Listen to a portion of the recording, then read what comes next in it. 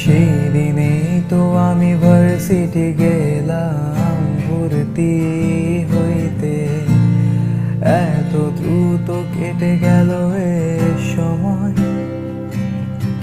ও দিনগুলো চলে গেল রকেটের গতিতে, কিন্তু সিলেবাস শেষ হলো না। তাই পরীক্ষায় এসো না, একটু বোঝো না, সিলেবাস শেষ হয়